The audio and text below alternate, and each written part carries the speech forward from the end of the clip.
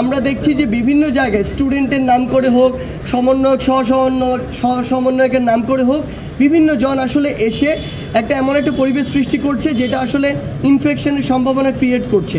সেই জায়গা থেকে আমরা স্বাস্থ্য বিষয়ক একটি উপকমিটি করেছি, যেটা সরাসরি আমাদের স্বাস্থ্য মন্ত্রণালয়ের সাথে একসাথে কাজ করবে এবং আজকে থেকে এই কাজটি শুরু হবে। পাশাপাশি আমরা যারা রয়েছি বৈষম্য বিরোধী ছাত্র আন্দোলনের, তারা আমরা আমাদের জায়গা থেকে যতটুকু পর্যবেক্ষণ করার, যতটুকু তথ্য যেই জায়গায় দেওয়ার, কিংবা একটি প্রেশার গ্রুপ হিসেবে যেই কাজটুকু করার আমরা সেই কাজটুকু করছি এবং করব।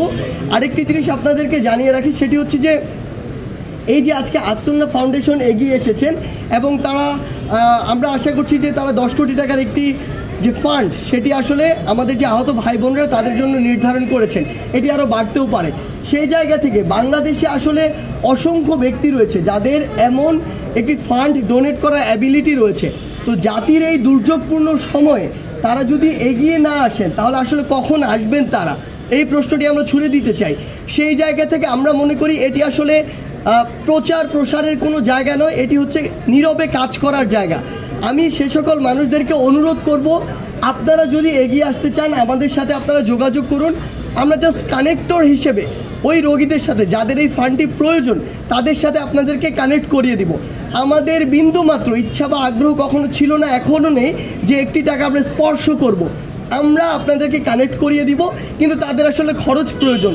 সরকার থেকে যেটি আসবে সেটি কিছুটা সময় প্রয়োজন, কারণ তাদের কিছু প্রসেস রয়েছে। আবার সেটি কিন্তু একটি নির্দিষ্ট ফান্ড, একটি মানুষের পরিবার রয়েছে, উপার্জনক্ষম যে ব্যক্তিটি হসপিটালে, সে বাদ দিয়ে বাকি মানুষগুলো রয়েছে, কিংবা এখান থেকে যাওয়ার পরে পোস্ট যে সিচুয়েশন, ওই সিচুয়েশনে সুস্থ হয়ে উঠতে একটি লম্বা সময় প্রয়োজন। এই সময় ওই মানুষগুলোর কিন্তু লম্বা একটি ব্যয় প্রয়োজন।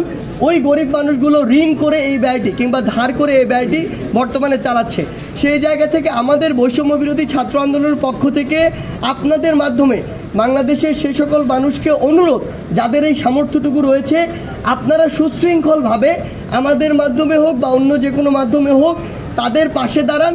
তাহলে আমরা বিশ্বাস করি যে তারা সেই মনোবলটি পাবে এবং আল্লাহর রহমতে দ্রুত সুস্থ হয়ে উঠবে।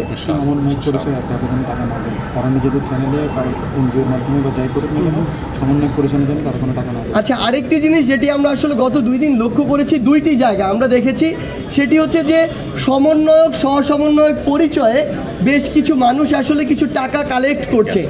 আমরা সরাসরি বলছি এটির সাথে আমাদের কোনো সম্পৃক্ততা নেই এবং আমরা স্পষ্ট করে বলেছি আমরা কোনো টাকা স্পর্শ করতে চাই না।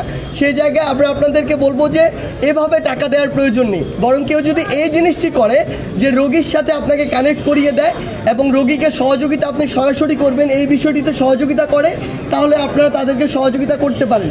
আরেকটি আপনাদেরকে অনুরোধ, আমি প্রত্যেকবার প্রেস ব্রিফিংয়ে এটি বলি যে আমাদেরকে এটি মনে রাখতে হবে যে আমরা একটি সহযোগিতা করতে গিয়ে বা কিছু ছবি তুলতে গিয়ে যদি একজন রোগী ইনফেক্টেড হয়ে যায় বা ফার্দার তার এই অবস্থার গুরুতর হয়, তাহলে আলটিমেটলি লাভের চেয়ে আমার ক্ষতি বেশি হয়ে গেল। সেই জায়গায় ওই হাইজিনটা মেনটেন করার জন্য আমাদের যত দূর সম্ভব প্রশাসনকে সহযোগিতা করে এবং তাদের নির্দেশগুলো মেনে আমাদেরকে চলতে হবে।